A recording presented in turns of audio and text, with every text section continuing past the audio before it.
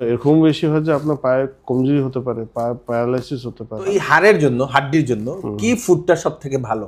Joint replacement করছি, আমরা spine surgery করছি, স্কোলিওসিস সার্জারি। বেসিক্যালি এগুলোর জন্য বেস্ট হচ্ছে physiotherapy, exercise. Physiotherapy and exercise. নমস্কার দর্শকবৃন্দ, আমি কৃষ্ণকান্ত সিনহা শিলচর নিউজে আরেকটা স্বাস্থ্য চর্চার ভিডিও নিয়ে আসলাম। আজকে আমাদের স্টুডিওতে গুয়াহাটির অ্যাপোলো হাসপাতাল থেকে একজন স্পেশালিস্ট ডাক্তার এসছেন, ডক্টর জয়দীপ ঘোষ। উনি হচ্ছেন অর্থোপেডিক অ্যান্ড স্পাইন সার্জন। বহু বছরের উনার অভিজ্ঞতা, সেই অভিজ্ঞতা সম্বন্ধে আমরা কথা বলবো। অনেক মানুষের হাড়ের বিভিন্ন ধরনের সমস্যা থাকে, সেই সকল সমস্যাগুলো নিয়ে আজকে আমরা আলোচনা করব। কেন সেই সকল সমস্যাগুলো হয়, তার থেকে বাঁচার জন্য কি করতে লাগবে, এবং যারা সমস্যায় ভুগছেন ওনারা কিভাবে, কোথায় গেলে ভালো ট্রিটমেন্ট পাবেন, সব কিছু নিয়ে আজকে আমরা আলোচনা করব। তো আমাদের স্টুডিওতে আমরা স্বাগত জানাই ডক্টর জয়দীপ ঘোষ স্যারকে। স্যার নমস্কার। নমস্কার। নমস্কার স্যার। সব শিলচরবাসীকে আর এই বরাকের মানে যারা আছে প্লাস ত্রিপুরার লোকে আমাদের নমস্কার। নমস্কার, থ্যাংক ইউ সো মাচ। তো স্যার, আপনি তো অ্যাপোলো হাসপাতাল থেকে এসেছেন, গুয়াহাটি। হ্যাঁ, গুয়াহাটি অ্যাপোলো হাসপাতাল। তো স্যার, আপনার যেহেতু আপনি অর্থোপেডিক অ্যান্ড স্পাইন সার্জন, কত বছর ধরে আপনি এই ডাক্তারি পেশায় আছেন? আমি আছি এখন 23 বছর। 23 ইয়ার্স। আচ্ছা। তো অ্যাপোলো হাসপাতাল আপনি কতদিন ধরে আমি অ্যাপোলো হসপিটাল 7 বছর ধরে কাজ করছি। তার আগে আমি গুয়াহাটিতে আরেকটা হসপিটালে কাজ করতাম 2 বছর। তার আগে আমি আরও আসামের নানান জায়গাতে কাজ করেছি। তার আগে আমি দিল্লিতে ছিলাম, কলকাতাতে ছিলাম, আচ্ছা, আবার দিল্লিতে ছিলাম তার আগে। তবে এরকম করে আর আমার ট্রেনিং হয়েছে আমার গুয়াহাটিতে। আচ্ছা। আর গুয়াহাটিতে এমবিবিএস আর এমএস আর সুপার স্পেশালিটি ট্রেনিং যেটা এফএনবি, ওটা দিল্লিতে গঙ্গারাম হসপিটালে হয়েছে। এটা আপনি করেছেন। আচ্ছা, তো আপনি সুপার স্পেশালিস্ট ডাক্তার, তার মানে এরকম একটা স্পাইনে তো আমি সুপার স্পেশালিস্ট। ওকে, গ্রেট। তো স্পাইনে উনি সুপার স্পেশালিস্ট, দর্শকবৃন্দ। তো স্যার, আপনি যে এই ফিল্ডে আছেন, আপনি তো সার্জারি করেন। হ্যাঁ, আমি সার্জারি করি। এখন অবধি আপনি কতটার মতো সার্জারি করেছেন? আমার প্রায় অলমোস্ট 9000 সার্জারি হয়েছে। ও মাই গডনেস, এগুলো কি সাকসেসফুল সার্জারি? কেউ এরকম বলতে পারবে না। No one will give 100%। যদি কেউ বলে যে all his surgeries are 100% okay, either he is lying or he has not done any surgery. তো সার্জারি করলে একটু কমপ্লিকেশন হবেই, কিন্তু সেটা কমপ্লিকেশনকে নিয়ে চলা, হ্যাঁ, আপনাদের সাথে যে ডাক্তার আছে উনি বসে কথা বলবে এভরিথিং। হ্যাঁ, সো যদি আপনারা কোনো পেশেন্টরা যান, কোনো সার্জন বলে একদম কালকের থেকে হাঁটবেন, নো কমপ্লিকেশন, এই হবে, be careful from those doctors. আচ্ছা, because surgery is such a complicated thing. এটা এত কমপ্লিকেটেড, এত জিনিস থাকে। আর একই ট্রিটমেন্ট একজনের করলে অনেক ভালো রেজাল্ট হতে পারে, একই ট্রিটমেন্ট সেম জিনিস একটা সিমিলার মানুষকে করলে আলাদা রেজাল্ট হতে পারে। তো এভরিথিং হ্যাজ টু বি মানে ফাইন টিউন করে করতে হয়। সো তো আপনি স্পাইন সার্জারি করেছেন অনেকগুলা। আমি মানে অর্থোপেডিক অ্যান্ড স্পাইন সার্জারি। তো স্পাইন সার্জারিটার উপরে আমার মানে বিশারদ করা বলে, আমি তো একটা মানে অত বড় লোক নই স্টিল। হ্যাঁ, আমি স্পাইনটা একটু ভালো করেই দেখি। আচ্ছা আচ্ছা, স্পাইনটাই আপনি দেখেন। দর্শক, তো উনি গুয়াহাটি থেকে এসেছেন, গুয়াহাটির অ্যাপোলো হাসপাতাল থেকে, যেখানে উনি রেগুলার সেই চিকিৎসাগুলা করান। জয়েন্ট পেইন সম্বন্ধে অনেক মানুষের একটা এখন সাধারণত দেখা যায়, জেনারেল যারা মানুষ, আর খুব কম বয়স থেকেও সেটা দেখা যায়, জয়েন্ট পেইন যেটা হয়, সেইগুলো হওয়ার কারণটা কি? কিসের কারণে সেই জয়েন্ট পেইনগুলো? দেখুন, জয়েন্ট পেইনের অনেক কারণ আছে, কিন্তু যেটা সবচেয়ে বেশি কমন কারণ হচ্ছে সেটা হচ্ছে অস্টিওআর্থ্রাইটিস। অর্থাৎ আপনার জয়েন্টটা যেটা এসে লুব্রিকেটিং লেয়ারটা আছে সেটা খারাপ পড়ে যায়। আচ্ছা, এখন কেন এত বেশি দেখা যাচ্ছে, একটা হচ্ছে যেটা লাইফস্টাইল। সেই লাইফস্টাইলে হচ্ছে কি বেশি ফিজিক্যাল অ্যাক্টিভিটি করা যায় না, বা ফিজিক্যাল অ্যাক্টিভিটি করলেও উনি গিয়ে জিমে করবেন, কিন্তু নর্মাল ধরেন একজন অফিসে বসলে ও 5-6 ঘন্টা তো বসে থাকতে হয় না।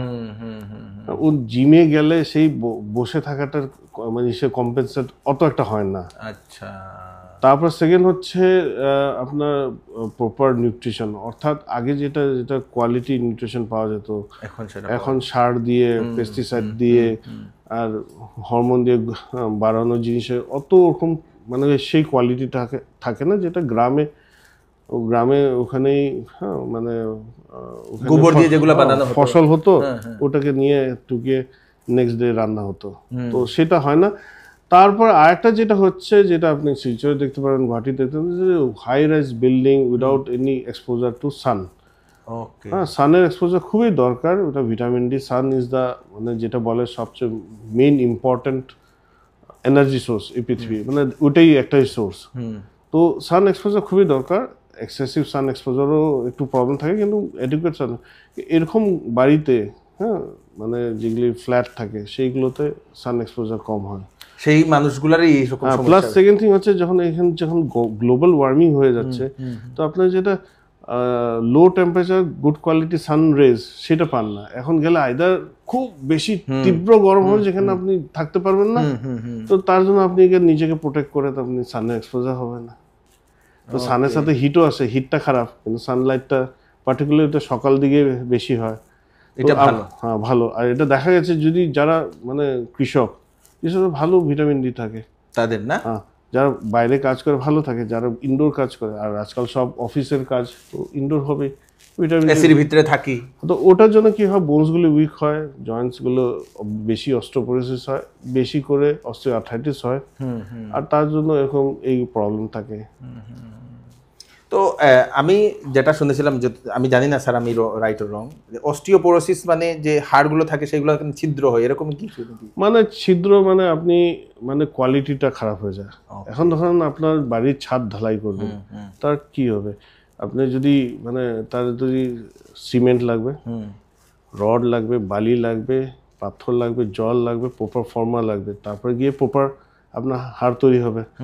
এইদিকে যদি আপনার সিমেন্টটাকে কনসিডার করেন ক্যালসিয়াম, আপনি খালি ক্যালসিয়াম দিলে হবে না, হ্যাঁ, সব কিছুই লাগবে। তো সেই কোয়ালিটিটা ডিগ্রেড হয়েছে, ঘুণ খাওয়া ধরা মতন, যেরকম কাঠ, এরকম ঘুণ খাওয়া কাঠের মতো। তো ওটা আরো অনেক ইসে আছে, ওটা কোয়ালিটি অনেক ডিগ্রেড হয়ে যায়, আর বোনটা উইক হয়ে যায়। তার বোনটা বেসিক্যালি উইক হয়ে যায় both chemically and structurally. Structure মানে কি একটা ওয়েভ ফর্ম থাকে, তো সেই ওয়েভ ফর্মটা ডিসওরিয়েন্ট হয়ে যায়। হ্যাঁ, তো এইটা একটা ইসে, এটা মানে একটা ন্যাচারাল প্রসেস। দেখুন মানে উপরওয়ালা যখন শরীরটা বানিয়েছে, ওটা বানিয়েছে ছোটবেলা থেকে গিয়ে, হ্যাঁ, মানে আপনার 22-23 বছর অবধি একটা পিক পা, তারপরে গিয়ে আবার আস্তে আস্তে ডিক্লাইন হতে থাকে 70 বছর। ফিমেলসের সেই ডিক্লাইনটা একটু বেশি হয়, কিন্তু যখন মেনোপজ হয়, অর্থাৎ মাসিকটা যখন বন্ধ হয়, তখন তারপর থেকে বোনের কোয়ালিটি, হরমোন চেঞ্জ হয়, বোনের কোয়ালিটিটা অনেকটাই ডিটোরিয়েট করে, তাদের বেশি সমস্যা হয়, তাদের বেশি সমস্যা দেখা যায়। আচ্ছা আচ্ছা। তো মহিলাদের মেনোপজ হওয়ার পরে, মাসিকটা বন্ধ হওয়ার পরে ওনাদের এই হাড়ের বিভিন্ন ধরনের সমস্যা ওনারা ভোগেন। আমরা দেখি মহিলাদের বেশিরভাগই জয়েন্ট পেইনটা হয়, আপনাদের এই ব্যাক পেইন যেটা, এটাও থাকে না? হিপ আছে, স্পাইনের জন্য ব্যাক পেইন আছে। আর দেখুন, এই জয়েন্ট পেইনের একটা কারণ তো হচ্ছে এটা, আরো অনেক ধরনের কারণ থাকতে পারে। হ্যাঁ, ধরেন কারো অ্যাক্সিডেন্ট হলো, জয়েন্টটা ভালো করে মানে রিকনস্ট্রাকশন হলো না, তার জন্য হবে। তারপরে ধরেন কারো এখন একটা যেটা প্রমিনেন্ট জিনিস যেটা বলা হয় সেটা রিউমেটিক ডিজিজেস, অর্থাৎ আর্থ্রাইটিস। হ্যাঁ, এটা কি হয়, যেমন আপনার রোগ প্রতিরোধক ক্ষমতা আছে, আপনার ধরেন করোনা ভাইরাসটা আসলো, ওটাকে বডিটা মারতে চেষ্টা করবে, এটা একটা ন্যাচারাল প্রসেস থাকে প্রত্যেক বডির। আর যখন সেই প্রসেসটা বডির মানে জীবাণু না মেরে বডির নিজের পার্টসকে মারতে আরম্ভ করে, তখন বলে সেটাকে বলে অটো ইমিউনিটি। সেই আর্থ্রাইটিস অনেক কিছু অটো ইমিউনিটি দিয়ে তৈরি হয়। তো সেই এখন রিউমাটয়েড আর্থ্রাইটিস, সেই মানে ব্যাকটেরিয়া সেক্টর না মানে আপনার জয়েন্টটাকে নষ্ট করে, তো তার জন্য একটা জয়েন্ট পেইন। আর এটা সিগনিফিকেন্ট নাম্বার আছে, এরকম মাইনর আর্থ্রাইটিস অনেক আছে। মানে একটা তো রিউমাটয়েড আর্থ্রাইটিস, একটা হ্যাঁ মানে high SO titre linked arthritis আছে, আপনার ইউরিক অ্যাসিড বাড়লেও হতে পারে, আপনার মানে সেরোনেগেটিভ স্পন্ডাইলোআর্থ্রোপ্যাথি হতে পারে, আপনার HLA-B27 লিঙ্ক স্পন্ডাইলোআর্থ্রোপ্যাথি। তো টেকনিক্যালি কথাগুলি বললাম, কিন্তু অনেক টাইপ আছে। আর এই আর্থ্রাইটিসের মেইন প্রবলেম হচ্ছে দুটো, একটা হচ্ছে তার ডায়াগনোসিস, অর্থাৎ সেই সাব টাইপে পেয়ে গিয়ে, হ্যাঁ, সেটাকে যদি ডিটেক্ট না করা হয় তো মুশকিল। ডিটেক্ট করতে প্রচুর খরচা, প্রচুর মাথা ঘামানো হয়, মানে এত ইজি না। তো একটা কস্টলি হয়, তারপরে কোনো সময় একটা জিনিস করে না হতে পারে, অনেক কিছু এরকম করে করে করে করে হ্যাঁ। আর একটা আছে অ্যাসিলি লিঙ্কড আর্থ্রাইটিস। তো এগুলো করে করে গিয়ে পাওয়া যায়, যখন পাওয়া যায় তো যদি প্রপার ট্রিটমেন্ট পায় দে উইল গেট বেটার। আরেকটা প্রবলেম হচ্ছে এগুলো আর্থ্রাইটিসে হচ্ছে কি পেশেন্টরা লম্বা ওষুধ খায় না।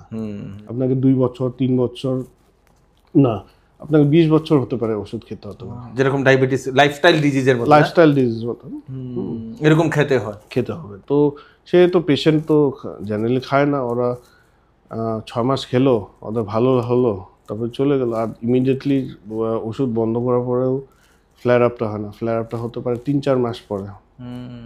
যখন ফ্লেয়ার আপ হয় তখন যেটা কন্ডিশনে আসে এখন আবার সেই ওষুধে কাজ করবে না। আর এখন ওষুধও মানে অনেক ভালো ভালো কোয়ালিটি এসছে, কিন্তু ভালো ভালো কোয়ালিটি হলে সেই দামও ওরকম বেড়েছে। এখন যেটা আপনার মানে যেটা মলিকুলার মেডিসিন, অর্থাৎ এখন হচ্ছে কি সব কিছু মানে অনেক কিছু যেরকম মানে অ্যান্টিবডি লিঙ্কড ওষুধ মানে ভায়ালে পাওয়া যায়, প্রচুর দাম হয়। একটা হতে পারে আপনার 20,000 থেকে একটা ভায়াল, 8,000 থেকে 20,000 এরকম ভায়াল। তো ওই মেডিসিনগুলো মানে রেভলিউশনাইজ করে দিয়েছে। আচ্ছা, ইভেন অস্টিওপোরোসিস, ইভেন আপনার আর্থ্রাইটিসে।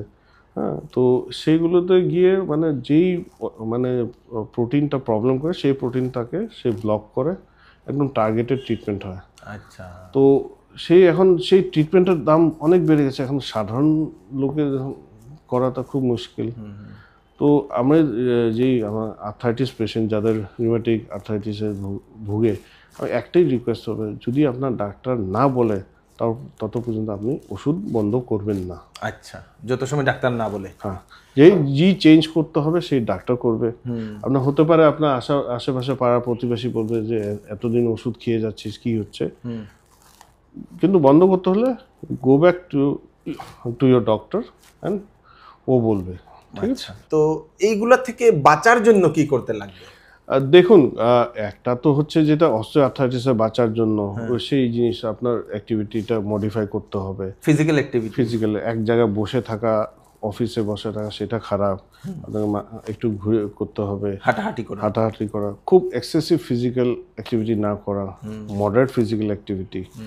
ঠিক আছে, তো আর আস্তে আস্তে গ্রেডেড, কোনো সময় জিমে যাচ্ছেন যদি আস্তে আস্তে গ্রেডেড এক্সারসাইজ করবেন, খাওয়া দাওয়া ভালো রাখবেন, সান এক্সপোজার করবেন। হ্যাঁ, আজকাল একটু বয়স হলে আপনাকে ক্যালসিয়াম দিতে পারে, ভিটামিন ডি আর অন্য ওষুধ আছে সেই দিতে পারে, সেটা। হ্যাঁ, তো সেগুলো করে একটু মানে কন্ট্রোল করা যায় সেটা।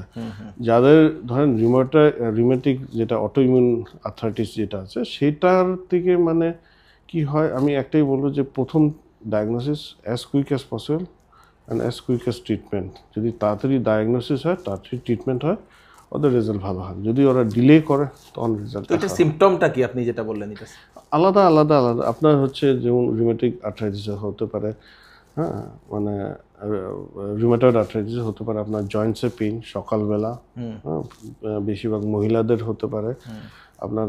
আর মহিলাদের দেখা যায় আফটার প্রেগনেন্সি, বাচ্চা হয়ে গেছে, বাচ্চার দুধ খাওয়াচ্ছে 6 মাস পরে ওদের জয়েন্টসে পেইন স্টার্ট হলো, হাতে স্টিফনেস হলো, সকালবেলা মানে ধরুন 20 মিনিট মতন লাগে একটু হাঁটাচলা করতে, তারপর দেখলো যে মাল্টিপল আঁঠুতেও ব্যথা হলো, দুটোই আঁঠু ব্যথা, এরকম হবে। হতে পারে স্কিনের তলে কোনো নডুলস ফর্মেশন হবে, ওরকম অনেক আছে আলাদা আলাদা সিম্পটম।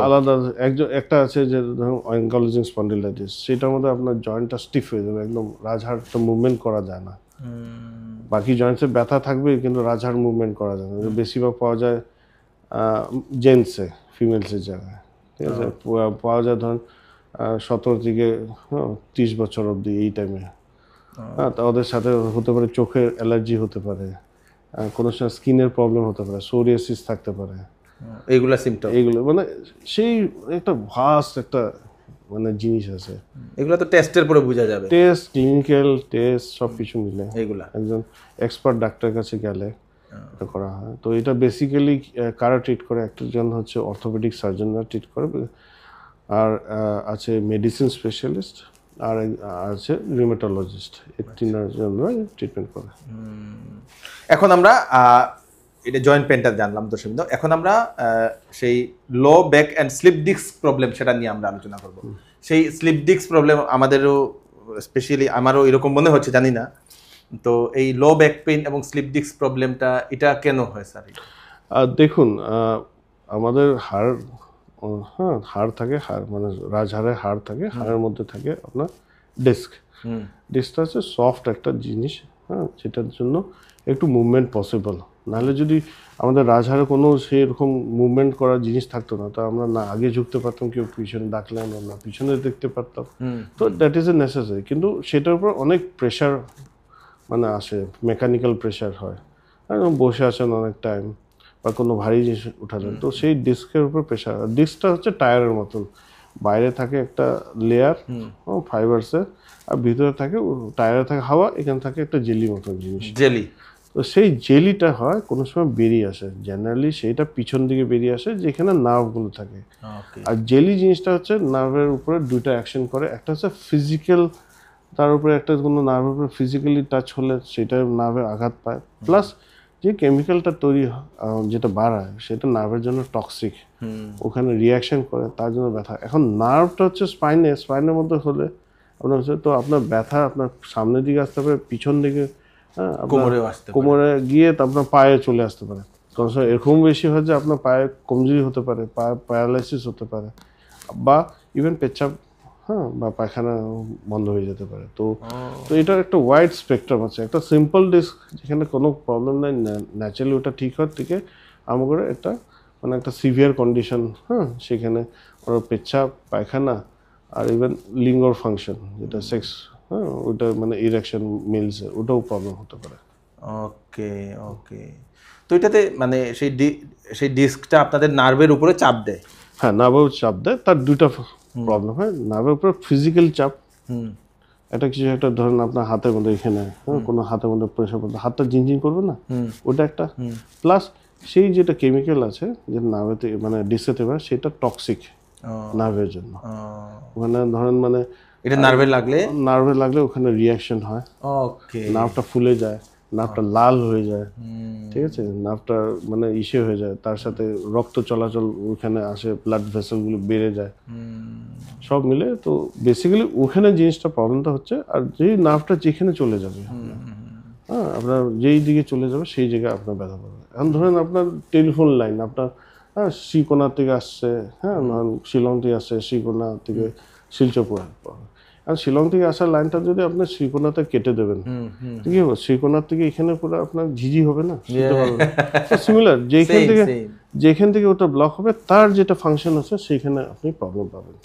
ওকে, এটাকে স্লিপ ডিস্ক প্রবলেম বলে বেসিক্যালি, এটা স্লিপ ডিস্ক। আচ্ছা। তো আরেকটা ধরেন, এখন আমি আমারটা বলি, আমার বিগত কয়েকদিন ধরে আমার যে রাজহাড়, যেটা আমি একটু সময় বসে যদি কাজ করি আমার ব্যথা করা শুরু করে, এটা কি হতে পারে? আপনার ব্যথা কোথায় করে? পিছনের হাড়টাতে, এই মাঝে। হ্যাঁ, মাঝে। আর তারপরে আপনার ব্যথাতে কোনো সামনে বা পিছনে এরকম কিছু নেই, শুধু সেই হাড়টাতে। তো এইটা যেটা হয়, এটা হচ্ছে, হ্যাঁ, ডিজেনারেটিভ ডিসঅর্ডার। অর্থাৎ কি হয়, ডিস্কটা মানে সেই স্লিপ ডিস্ক হওয়ার আগেও একটু তার যেটা বললাম না জেলি থাকে, জেলিটা ড্রাই আপ হতে আরম্ভ করে, তার যেটা কেমিক্যাল কন্টেন্ট আছে সেটা চেঞ্জ হয়ে যায়। এখন চেঞ্জ হয়ে গেলে তখন মানে কি হয়, ওইটা মানে একটু ডিস্কের মধ্যে নার্ভগুলি ঢুকতে আরম্ভ করে, আর তখন এটা পেইনটা স্টার্ট হয়। তো বেসিক্যালি এগুলোর জন্য বেস্ট হচ্ছে physiotherapy exercise and posture maintenance. আচ্ছা, এরকম করে স্ট্রেট মানে যেটা মানে আপনার কমফোর্ট ফিল করতে হবে, হ্যাঁ, এরকম আপনি ইরেক্ট হয়ে যে আপনি আনকমফোর্টেবল হবেন সেটা না, you have to be comfortable at that erect position. হ্যাঁ, আপনার ব্যাগের মধ্যে এই যে যেরকম এরকম, হ্যাঁ, গোলাকার একটা জিনিস নিতে পারেন, ঠিক আছে। আপনি ধরেন ডেস্কে কাজ করছেন, তো আপনি একটা পায়ের ফুটরেস্ট নিতে পারেন, আপনার ইনক্লাইন প্লেন নিতে পারেন। আপনি যদি ওয়ার্ক স্টেশনে কাজ করেন বা এসে, তো বেসিক্যালি হচ্ছে কি আপনার চোখের লেভেল থেকে একটু নিচে, বেসিক্যালি আমরা যদি গেজটা না একটু 10 ডিগ্রি ডাউন থাকে ওরকম, তো এটা করলে যেহেতু আপনার ঘাড়টা বেশি মুভমেন্ট করতে হয় না। কারণ ঘাড়টা কেন, সব পুরো স্পাইনের সাথে লিঙ্ক, আপনার ঘাড়টা বেশি মুভমেন্ট করলে ঘাড়টা খালি মুভমেন্ট হয় না, পুরো স্পাইনটা মুভ করে to balance itself, so you will have problem. তো আপনাকে এরকম করে রাখতে হবে কম্পিউটার স্ক্রিনটা, যে আপনাকে যুক্ত হয় না, আপনার কিবোর্ডটা যেরকম এরকম রাখতে হয়, তাকে স্ক্রিন আর কিবোর্ড আর যেটা জিনিস আছে, হ্যাঁ, আপনার ফিঙ্গার্স, ওটা বেশি মানে আপনাকে কম মুভমেন্ট করতে হবে। এখন ধরুন কিবোর্ডটা নিচে আছে, একটা কাগজ এখানে আছে, আপনার হ্যাঁ ল্যাপটপটা অন্য জায়গায় আছে, দেখছেন বারে বারে। সো সাইকেল সমস্যা। তারপরে আরেকটা জিনিস আছে, তখন একটা ব্রড মানে থাম্ব রুল আছে যে আপনি 1 ঘন্টা অবধি বসবেন একটা টাইম, 1 ঘন্টার উপরে বেশি বসবেন না, 1 ঘন্টার উপরে দাঁড়াবেন না, 1 ঘন্টার পরে মানে পজিশন চেঞ্জ করা। তো পজিশন চেঞ্জ করা, হ্যাঁ যদি দাঁড়িয়ে আসেন বসে থাকবেন, যদি বসে আসেন দাঁড়াবেন, একটু পজিশন চেঞ্জ করবেন। তো সেই যে ঘন্টার পর ঘন্টা বসাটাই খারাপ। ওকে ওকে। তো আপনি যেটা স্পাইন যেটা বললেন, এই স্পাইনের যাদের সমস্যা হয় এগুলা কি এই স্পন্ডোলাইসিসটাও এটার সঙ্গে কি কানেক্টেড? স্পন্ডোলাইসিসটা হচ্ছে একটা ডিসক্রিপটিভ টার্ম, মানে একটা মানে আগে তো আমাদের ধরুন এমআরআই ছিল না, হ্যাঁ স্পাইনে কি হয় বোঝা যেত না, সিটি স্ক্যানও ছিল না।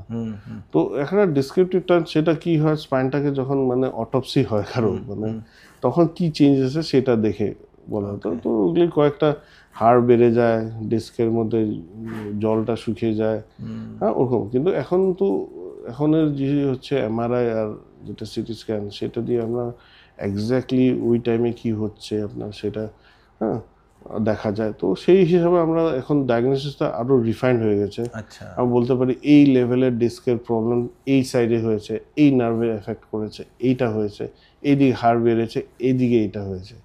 সো এখন অনেকটাই মানে মানে আগে হচ্ছে স্পন্ডিলাইটিসটা হচ্ছে ব্রড টার্ম, এখন ন্যারো হয়ে আমরা বলতে পারি কিসের জন্য হয়েছে। ওকে ওকে। এখন মানে ডায়াগনোস করাটা ইজি হয়ে গেছে, অনেক ইজি হয়ে গেছে। তার জন্য তো এই সিটি স্ক্যান আর এমআরআই দুটার জন্য নোবেল প্রাইজ পেয়েছিল। ওকে ওকে। তো স্যার এই স্পাইনের সমস্যা হলে অনেক মানুষের আমি শুনি যে ওদের অপারেশনও করতে লাগে, এটা কি ঠিক? হ্যাঁ অপারেশন করতে হয়, কিন্তু দেখুন কোনো স্লিপ ডিস্কের ফার্স্ট অপারেশন হয় না। অপারেশন করার জন্য স্লিপ ডিস্কের কয়েকটা মানে ক্রাইটেরিয়া বা নিয়ম আছে। একটা নিয়ম হচ্ছে যদি স্লিপ ডিস্কটা খুব বড়, যেটার জন্য আপনার পায়ে কমজোরি হচ্ছে, প্রচুর ব্যথা হচ্ছে, যেটা নর্মালি কমছে না, যদি আপনার সে পেচ্ছাপ পায়খানার প্রবলেম হচ্ছে বা লিঙ্গর প্রবলেম হচ্ছে, this are the causes where you have to do surgery. Okay, হ্যাঁ, অ্যান্ড কোনো সময় হতে পারে আর্জেন্ট সার্জারি হতে পারে। তার উপরেও যদি একটা কারণ থাকে, যদি আপনি নর্মাল ট্রেডিশনাল ট্রিটমেন্ট করছেন, যেটা ওষুধ, ফিজিওথেরাপি বা কোনো সময় ইভেন স্পাইনাল ইঞ্জেকশনও দেওয়া হয়, সেটা করে আপনি কিছুটা দিন ঠিক হচ্ছেন, আবার খারাপ হয়ে যাচ্ছে, বা আপনার ডে টু ডে অ্যাক্টিভিটি, আপনার যেরকম ধরুন আপনার কাজ আছে, কাজকর্ম করতে পারছে না, তখনও যদিও আপনার কোনো পায়ে কমজোরি না থাকে, তখনও একটা এটা ক্রাইটেরিয়া হয়। ওকে, হ্যাঁ।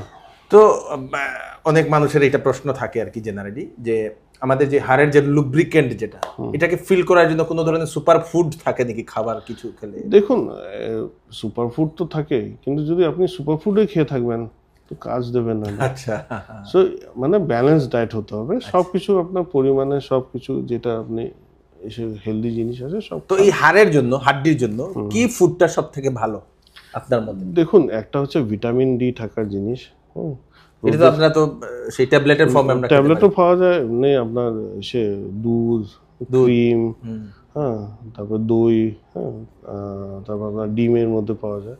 একটা হচ্ছে এটা। সেকেন্ড হচ্ছে ধরুন ক্যালসিয়াম রিচ জিনিস খাওয়া, কয়েকটা মানে গ্রিন লিফি ভেজিটেবল আছে, তারপরে দুধ খাওয়া, সেই মানে ক্যালসিয়াম রিচ যে ফুডগুলো, এইগুলা পনির বা ছানা খাওয়া, এইগুলা ভালো। এইগুলা তো সেটাও আবার ব্যালেন্স করতে হবে। আপনার যদি ধরুন ঘিটা বেশি করে খাবেন, তো একটা বেশি একটা লেভেলের প্রবলেম করবে। তো সবকিছু একটা মেনটেন করে একটা ব্যালেন্স দেয়, সবকিছু পড়লে সেই সুপার ফুডটা সুপার হবে। বাহ, হ্যাঁ, নাহলে হবে না। তো দর্শক বিন্দু, মানে আজকের আলোচনাটা এতই মানে আরামদায়ক আলোচনা, কারণ হচ্ছে এই সমস্যাটা ঘরে ঘরে, আপনি যে ডিপার্টমেন্টে আপনি বিশাল, সেই ডিপার্টমেন্টে ঘরে ঘরে এখন পেশেন্ট, আমি যেটা দেখি। তো এখন আমরা আরো কিছু আমরা আলোচনা করি স্যার, এই যে স্কলিওসিস এবং এন্ডোস্কোপিক স্পাইন সার্জারি, এটার ব্যাপারে একটু বলুন। ঠিক আছে, আমি প্রথম বলবো স্কলিওসিসের বিষয়ে। সেটা আমার মানে বুকের কাছের একটা জিনিস, মানে আমি খুব চেষ্টা করছি এই নর্থ ইস্টে সেটার অ্যাওয়ারনেস আনার জন্য, সেটা ট্রিটমেন্ট করার। আর আমি সেটার ট্রিটমেন্ট নর্থ ইস্টে আমি একাই মানে রেগুলার বেসিসে করে যাচ্ছি ট্রিটমেন্টটা। তো স্কলিওসিস হচ্ছে কি, যেটা আপনি শুনেছেন, যেটা মহাভারতের কথা বলেছিল যে কুব্জ, কুবজি বুড়ি যেটা বলতো, হ্যাঁ হ্যাঁ, তো তার রাজহাড়টা, হ্যাঁ রাজহাড়টা ব্যাকা ছিল, তো কৃষ্ণ কি করলো ওটাকে ঠিক করার জন্য ওটাকে একটা লাত মারলো, দিয়ে পার জোর দিয়ে ওটা সোজা হয়ে গেছে। তো সেই মানে কুব্জ যেটা, হ্যাঁ দুই প্রকারের আছে, মানে স্কোলিওসিস আর কাইফোসিস। স্কোলিওসিস মানে সাইড দিয়ে কার্ভ, আর কাইফোসিস মানে আগের দিকে ঝুঁকে যাওয়া, আর কোনো সময় দুইটা কম্বাইন্ড হয়ে থাকতে পারে।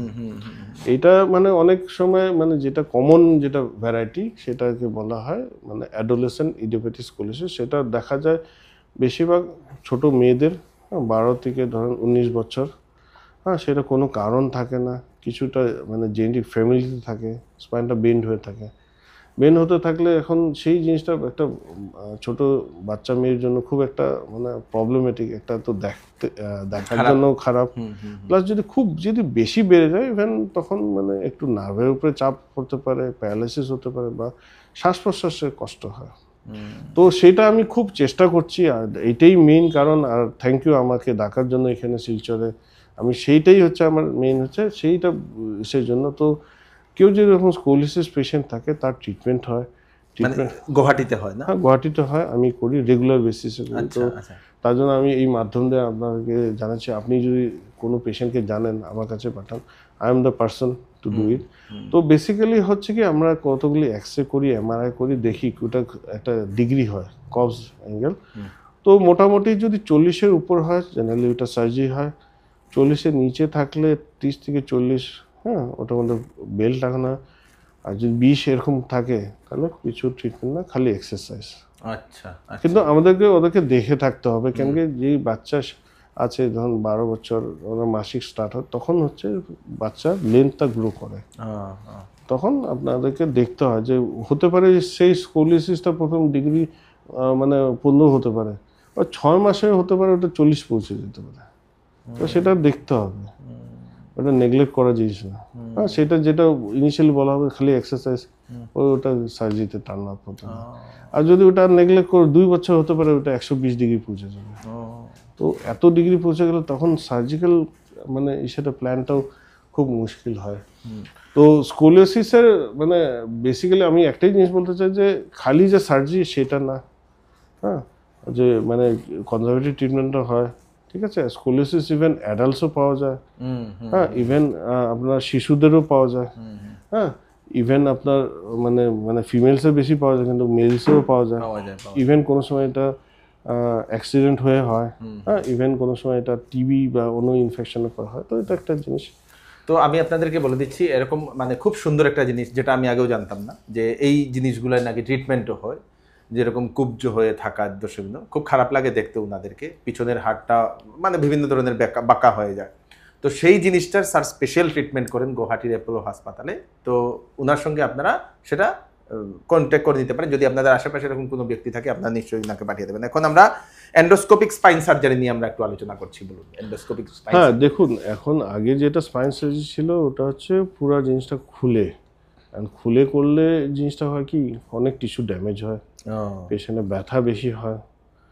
তো এখন হচ্ছে এন্ডোস্কোপিক স্পাইন বা মিনিমালি ইনভেসিভ, অর্থাৎ আমরা একটু কম চিরা দিয়ে খালি ছোট ছোট ফুটো করেই আমরা সার্জারিটা করি। আমি পিনহোল যেটাকে বলা হয়, পিনহোল, সেটা আমি মানে আমি করি, রেগুলারলি করি। একটা হচ্ছে ওটা ট্রান্সফরামিনাল এন্ডোস্কোপিক সার্জারি, হ্যাঁ একটা হচ্ছে ইউভি অর্থাৎ আলট্রাভায়োলেট, না ইউভিটা অন্য, ইউনিল্যাটারাল বাইপোর্টাল এন্ডোস্কোপি, আর একটা হচ্ছে মোনোপোর্টাল এন্ডোস্কোপি। তো আমি রিসেন্টলি চায়না থেকে আসলাম, হ্যাঁ এটা কোর্স করে আসলাম ওখানে। তো ওখানে আমি তো আমি চাই যে পেশেন্টরা আমার সেই এক্সপিরিয়েন্সটা ইউজ করুক, নিজেরা উপকৃত হবে। কিন্তু একটা জিনিস আমি বলতে চাই যে এন্ডোস্কোপিক সার্জারি সবাইকে করা যায় না, সেটা ডিসিশন আমার উপরে থাকতে হবে। হ্যাঁ যে কোনো সময় যে এরকম সার্জারি আছে যেখানে উনি ওপেন করে ভালো হবে, আমি বলবো যে এটা ওপেন করলে বেশি ভালো হবে, উনি রেজাল্টটা সেটা ওপেনে বেশি ভালো পাবে। যেখানে যেটা এন্ডোস্কোপি করা যায় না সেটা যদি করতে যায় তখন অত ভালো রেজাল্ট হয় না, ঠিক আছে। এটাই তো এন্ডোস্কোপিক সার্জারি যাদের এই রকম সমস্যা আছে ওনারা স্যারের সঙ্গে আপনারা কনসাল্ট করে নিতে পারেন। স্যারের নাম্বারটা আমরা দিয়ে দেব। এখন হচ্ছে মেইন প্রশ্ন হচ্ছে যারা এরকম হাড়ের সমস্যা, বিভিন্ন ধরনের সমস্যা যেগুলো আজকে আলোচনা করলাম, এইগুলা জেনারেলি আগে আমরা জানতাম যে এইরকম সমস্যা হলে বাইরে যেতে লাগতো, বোম্বে, দিল্লি, ভেলোর, বিভিন্ন জায়গাতে না। তো এখন কি আমাদের আসামে সেই ফ্যাসিলিটিগুলো, বাইরের ফ্যাসিলিটিগুলো কি অ্যাভেলেবল সেটা? হ্যাঁ, এখন অ্যাজ এ হোল মানে এন্টায়ার নর্থ ইস্টে হেলথ কেয়ারটা অনেক বেড়েছে, অনেক বেটার হয়েছে। হ্যাঁ, এখন দেখুন আমাদের আপনারা দেখতে পারেন ইকোনমিক অ্যাক্টিভিটি, হ্যাঁ সেটাও বেড়েছে। আপনি শিলচরের ইকোনমিক অ্যাক্টিভিটি আগে 15 বছর 20 বছর, এখন দেখুন শিলচরের মেডিকেল ক্যাপাসিটিটাও অনেক ইনক্রিজ হয়েছে আগের থেকে। এটা খুব ভালো কথা না, I am very grateful and I am very happy that this thing has taken place. তো এরকম আমাদের মানে যেটা মেইন যেটা সিটি নর্থ ইস্টের যেটা প্রাইম সিটি হচ্ছে গুয়াহাটি। গুয়াহাটিতে এখন অনেক ভালো ভালো ইকুইপমেন্ট এসে গেছে, অনেক রকমের ট্রিটমেন্ট পদ্ধতি এসে গেছে, অনেক বাইরে থেকে এক্সপার্টস এসছে, অনেক আপনার ভালো ভালো মানে আসামের লোকেই বাইরে গিয়ে ট্রেনিং নিয়ে, বাইরের জায়গা থেকে ট্রেনিং নিয়েও এসে করছে। তো একটা ভালো ট্রিটমেন্ট আশা করা যায় গুয়াহাটিতে। তার মধ্যে আমাদের অ্যাপোলো হসপিটাল আছে বা নানান ধরনের হসপিটাল আছে, ইভেন সরকারি আছে, আপনার এইমস আছে, এসে আছে। তো ওরকম গুয়াহাটিটা এখন একটা মেডিকেল ট্যুরিজম হাব হয়ে আসছে। যেমন অর্থোপেডিক্সে আগে চলে যেত অনেক মানুষ পাটনাতে, তখন তো আমি ভাবি যে সেটা আপনাকে খালি ডাক্তারকে দোষ দিলে মানে পুরো জিনিসটা সোর্স অ্যান্ড মানে ইসের থেকে আপনার একটা ধরুন একটা যদি ভালো সার্জারি করতে হয় আপনার ভালো ইকুইপমেন্ট লাগবে, ভালো হসপিটাল লাগবে, যেই হসপিটালে রেগুলার ভলিউমে কেস হয় তার জন্য ইমপ্লান্ট লাগবে। এখন যারা মানে যখন এখানে শিলচরে মানে সার্জারি হতো, ইমপ্লান্টের খুব বড় প্রবলেম ছিল, আগে কমিউনিকেশনটা একদম ব্রোকেন ছিল। তো এত ইকুইপমেন্ট এত জিনিসগুলি রাখা মানে একটা ইনভেন্টরি, সেই জিনিস হতে পারে খুব একটা দাম হয় 5,000, তো 5,000 অনেকগুলো টাইপের মানে প্লেটের সাইজ থাকে, সেটা রেখে হ্যাঁ সেইটা এখানে শিলচর একজন মানে মানে সেই ইমপ্লান্ট যারা ব্যবসায়ী করে সে রাখবে, কত করে রাখবে, কিরকম করে রাখবে, হ্যাঁ যখন যদি অপারেশনে সেই সাইজটা পাওয়া না যায় তো একটা মানে কি বলে একটা ডিগ্রেডেড একটা অন্য একটা জিনিস দিয়ে করতে হবে। তো এইগুলো জিনিস এখন অনেক বেটার হয়েছে। তো এখন গুয়াহাটিতে সেই অনেক ট্রিটমেন্ট হচ্ছে। তো যেরকম আমরা অর্থোপেডিক্সে জয়েন্ট রিপ্লেসমেন্ট করছি, আমরা স্পাইন সার্জারি করছি, স্কোলিওসিস সার্জারি করছি, আমরা এন্ডোস্কোপিক সার্জারি করছি। সো আর এদিকে ক্যান্সার ট্রিটমেন্ট হচ্ছে, বাকি কিডনির ট্রিটমেন্ট হচ্ছে। ইভেন আমি এটা বলছি না যে মানে শিলচর হচ্ছে, শিলচরও অনেক কিছু ভালো হচ্ছে, কিন্তু অ্যাজ এ হোল মানে গুয়াহাটি হ্যাজ মানে ওই লেভেলে পৌঁছে গেছে যেটা আপনি বাইরে কোনো সিটিতে পাবেন। তো আপনি তো যেটা ট্রিটমেন্ট করেন সেটা তো অ্যাপোলোতেই করেন? হ্যাঁ, অ্যাপোলোতে করি। অ্যাপোলোতেই করেন। তো আপনাদের যদি কোনো ধরনের যদি হাড়ের যদি সমস্যা যদি থাকে তো স্যারের সঙ্গে আপনারা সেই কন্ট্যাক্ট করে নিতে পারেন। আমরা মোবাইল নাম্বারটা আমরা নিচে দিয়ে দেবো, দর্শক মোবাইল নাম্বারটা আমরা নিচে দিয়ে দেবো, সেই নিচে আপনারা কন্ট্যাক্ট করে নিতে পারেন। তো স্যারের সঙ্গে আজকে অনেকগুলা জিনিস নিয়ে আমরা কথা বললাম, স্পেশালি এই যে সমস্যাগুলো, এই সমস্যাগুলো এখন ঘরে ঘরে দেখা যাচ্ছে। বিগত 10-15 বছর ধরে এইগুলো একটু বেড়েছে, যেটা আমি ঠিক বলবো না, আমি বলবো এখন পেশেন্ট অ্যাওয়ারনেস বেশি হয়েছে, পেশেন্ট আর মানে অসুস্থ হয়ে থাকতে চায় না। ঠিক আছে, আগে এরকম আমরা অনেক স্কোলিওসিস আগে কোনো ট্রিটমেন্ট মানে মানে ভাবতো কি ট্রিটমেন্টই হবে না, তো কেউ আসতো না, কারণ ট্রিটমেন্ট হয়। স্কোলিওসিস একটা মেজর সার্জারি, এটা খুব প্রচণ্ড কস্টলি হয়, কিন্তু আমরা অনেক কিছু সিস্টেম নিয়ে আমরা সেটা কমাতে চেষ্টা করি। তো সেটা সেই হিসাবে আমরা মানে অনেক সাকসেসফুল হয়েছি। কিন্তু আমার মনে হয় যে মানে বোধহয় অসুখ বেড়ে যায় না, রাদার দ্য ফোকাস দ্য মানে ডায়াগনোসিস এটা বেশি হয়েছে। হ্যাঁ হতে পারে আজকের থেকে 50 বছর আগে থেকে সেই একটু বাড়তে পারে, বিকজ অফ পলিউশন, এটা এখন পপুলেশনও সেই বেড়েছে। এখন আপনার যখন কোমর ব্যথা আপনি ইমিডিয়েটলি আপনি করলেন, আগে কি কোমর ব্যথা তো এটা কিছু হয় না, চলেই যায়। তো এখন আমরা সঠিক বলতে পারবো যদি আপনার কোমর ব্যথা বেশি হয়। আগে এরকম পাওয়া যেত ডিস্কের প্রবলেম, মানুষ মানে প্যারালাইসিস হয়ে হাঁটছে, মানে পা প্যারালাইসিস হয়ে যাচ্ছে, এখন সেটা অনেক কম। আপনার একটা এক্সাম্পল দিই আপনাকে, আপনি যে ছোট কাল ছিলেন আপনি দেখেছেন আগে যেটা বয়স্ক মহিলারা, হ্যাঁ বৃদ্ধ মহিলারা ওদের থাকতো না দাঁত, ওরা সোজা চলতো না, একটা লাঠি নিয়ে চলতো, আর সামনের দিকে ঝুঁকে চলতো। এখন দেখা যায় না, এটা দেখা যায়। তো সব অসুখ বোধহয় বাড়ে না, কিছুটা অসুখ কমেছেও, কিন্তু ফোকাসটা ট্রিটমেন্টটা এটা হচ্ছে, আর ট্রিটমেন্টের সুযোগটাও বেড়েছে। ওকে ওকে ওকে। তো আজকে এই স্পেশাল আলোচনাতে আমরা অনেকগুলা রোগ সম্বন্ধে আমরা আলোচনা করেছি, তার প্রতিকারও আমরা জেনেছি, এবং যাদের অতিরিক্ত হয়েছে ওনাদেরকে ট্রিটমেন্টের জন্য কি করতে লাগবে স্যার সেটা বলে দিয়েছেন, এবং স্যার রেগুলার গুয়াহাটিতে অ্যাপোলো হাসপাতালে সেই চিকিৎসা করেন। স্পেশালি স্যারের যে একটা জিনিস যেটা স্কোলোসিস, সেটা নিয়ে তো আমিও খুবই খুশি হলাম যে এরকম জিনিসেরও ট্রিটমেন্ট হয় এখন আমাদের আসামে। যেটা আগে অনেক মানুষকে দেখতাম পিঠের হাড়টা এরকম উঁচু হয়ে থাকতো, এক সাইডে হাড় চলে যেত, এরকম দেখা যেত। তো সেইগুলা ট্রিটমেন্ট এখন সার্জারির মাধ্যমে গুয়াহাটিতে হয়, এবং স্পেশালি স্যার করছেন এখন। এবং বিগত উনার 22-23 বছর 25 বছরের যে জার্নি, সেই জার্নিতে উনি 22 বছরের জার্নিতে উনি 9,000টা সার্জারি করেছেন দর্শকবৃন্দ। তো আপনারা স্যারের সঙ্গে কনসাল্ট করে নিতে পারেন। স্যার, আমাদের স্টুডিওতে আসার জন্য আপনাকে অশেষ ধন্যবাদ। আমার তরফের থেকে অনেক ধন্যবাদ। আপনারা ডেকেছেন আমাকে এখানে শিলচরে, আমাকে রেসপেক্টটা দিয়েছেন। আমি তো একটা I am just a doctor, কিন্তু থ্যাংক ইউ। আমি যেটা ভাবি হচ্ছে শিলচর একটা এরকম জায়গা যেটা নর্থ ইস্টের একটা ইমার্জিং হাব। বোধ দেখুন, এখানের থেকে তো ভালো ভালো স্টুডেন্ট আগের থেকেই বেরোতো, অনেক ফরেন ইউনিভার্সিটিতে যায়, অনেক জায়গাতে যেত, এখান থেকে এখনো যায়।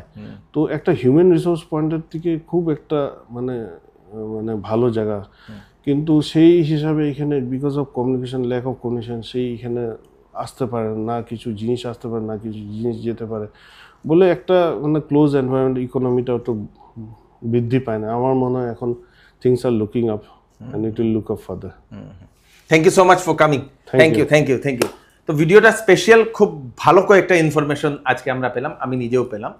তো আপনারা দয়া করে এই ভিডিওটা সবাইকে পাঠিয়ে দেবেন, যাতে প্রত্যেক মানুষের কাছে এই ইনফরমেশনটা পৌঁছে যাক, যাতে সবাই এই ইনফরমেশন শুনে ওনারা লাভ উঠাতে পারেন। যদি কোনো ধরনের রোগে এরকম ভুগছেন, তাহলে আমি নিচে নাম্বার দিয়ে দেবো, সেই নাম্বারে কন্ট্যাক্ট করে ওনাদের সঙ্গে কনসাল্ট করে নিতে পারেন। তাহলে আপনারা জানতে পারবেন যে আপনাদের কী সমস্যা হয়েছে, কীভাবে ট্রিটমেন্ট করবেন, সব কিছু জানতে পারবেন।